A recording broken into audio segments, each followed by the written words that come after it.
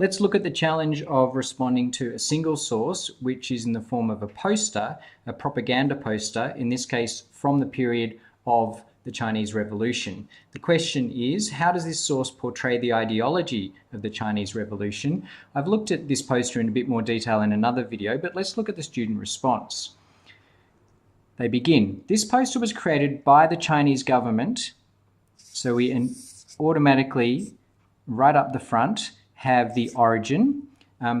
This is only repeating information from the caption, so we're hoping more detail will be added to that in the rest of the response. In 1951, again, that's only detail from the caption, so we want more information. Here it is, 2 years after the formation of the Communist People's Republic of China. Right, now the date has been put into context. That gives us more information than we get from the caption. This is starting to be a solid response. The source had a national audience.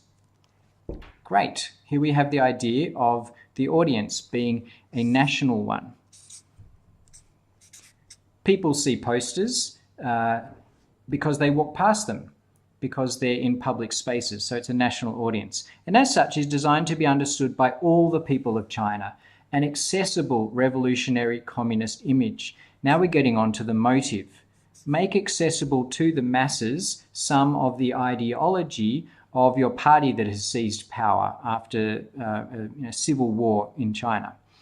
The poster portrays the ideological synthesis of Marxism, Leninism, and Mao Zedong thought, a cultivation of socialist ideals. Right, so now we have what it's portraying. This is also motive. This is also something to do with the tone or the language of the piece, because over here we have Karl Marx and Friedrich Engels, the founders of the communist ideology. We have Vladimir Lenin and we have Joseph Stalin. These are all communist leaders. Here's Mao Zedong, and here's a student studying how they all fit together. Now, how does the student explain this? It's imagery of figures of communism guiding and inspiring a Chinese mind, communicated tones of strength and intelligence.